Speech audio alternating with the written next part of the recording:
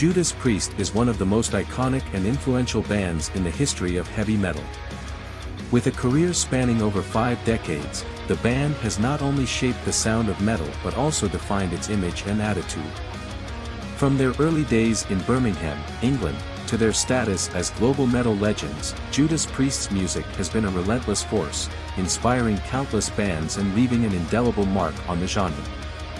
Judas Priest was formed in 1969 in Birmingham, England, by guitarist K.K. Downing and bassist Ian Hill. The band's name was inspired by Bob Dylan's song, The Ballad of Frankie Lee and Judas Priest, and it perfectly captured the dark, rebellious spirit of their music. The early lineup included Al Atkins on vocals and John Ellis on drums, but it wasn't until the arrival of Rob Halford and Glenn Tipton in the early 1970s that Judas Priest began to find their signature sound.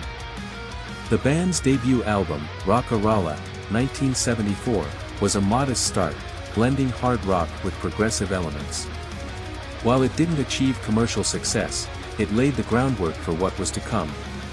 The follow-up, Sad Wings of Destiny, 1976, marked a turning point, with tracks like Victim of Changes and The Ripper showcasing the band's growing confidence and heavier sound. The late 1970s saw Judas Priest solidify their place in the metal pantheon. Albums like Sin After Sin, Stained Class, and Killers pushed the boundaries of heavy metal, introducing faster tempos, dual guitar harmonies, and darker lyrical themes. The band's image also began to evolve, with leather and studs becoming a defining part of their aesthetic. It was with British Steel, 1980, that Judas Priest achieved mainstream success. The album featured iconic tracks like Breaking the Law and Living After Midnight, which became anthems for a generation of metal fans. British Steel not only cemented Judas Priest's status as metal pioneers but also helped define the sound and attitude of the new wave of British heavy metal. The 1980s were a golden era for Judas Priest. Albums like Screaming for Vengeance and Defenders of the Faith showcased the band at the height of their creative powers. Screaming for Vengeance featured the hit single, You've Got Another Thing Coming, which became a staple of rock radio and helped Judas Priest break into the American market.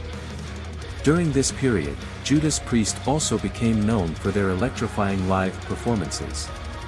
Their stage shows, complete with elaborate sets, pyrotechnics, and Rob Halford's iconic motorcycle entrance, set a new standard for metal concerts.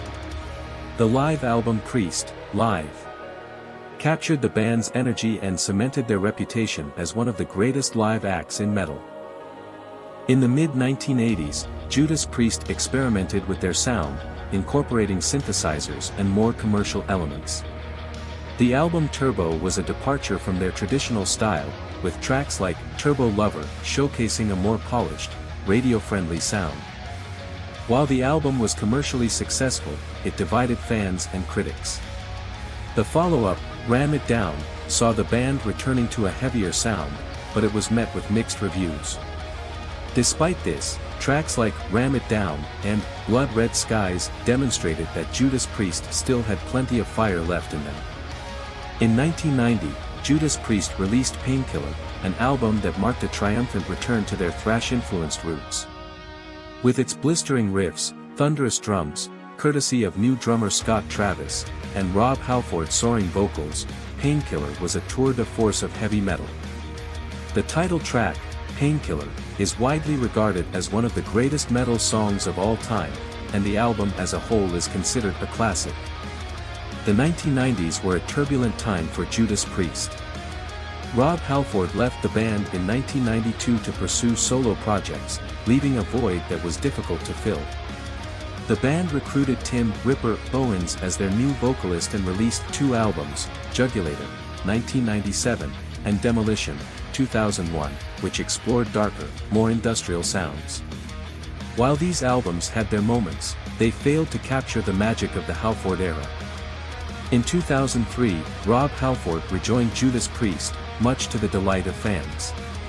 The reunion marked a new chapter in the band's history, and they quickly returned to form with the album Angel of Retribution, 2005. The album featured tracks like Judas Rising and Revolution, which showcased the band's renewed energy and creativity.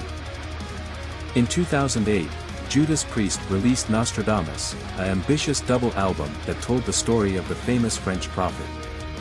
While the album was a departure from their traditional sound, it demonstrated the band's willingness to take risks and push boundaries. Judas Priest continued to release new music in the 2010s, with albums like Redeemer of Souls, 2014, and Firepower, 2018, receiving critical acclaim. Firepower, in particular, was hailed as one of the band's best albums in decades, with tracks like Lightning Strike and Firepower proving that Judas Priest still had plenty of fire left in them. In 2022, Judas Priest announced their farewell tour, Epitaph. The tour was a celebration of the band's incredible career, with setlists that spanned their entire discography. While the tour marked the end of an era, Judas Priest's music continues to inspire and resonate with fans around the world. Judas Priest's music is a testament to the power and enduring appeal of heavy metal. From their early days in Birmingham to their status as global metal legends, Judas Priest has consistently pushed the boundaries of the genre, delivering albums that are as innovative as they are influential. With their iconic sound, electrifying live performances, and unwavering dedication to their craft, Judas Priest has earned their place as true metal gods.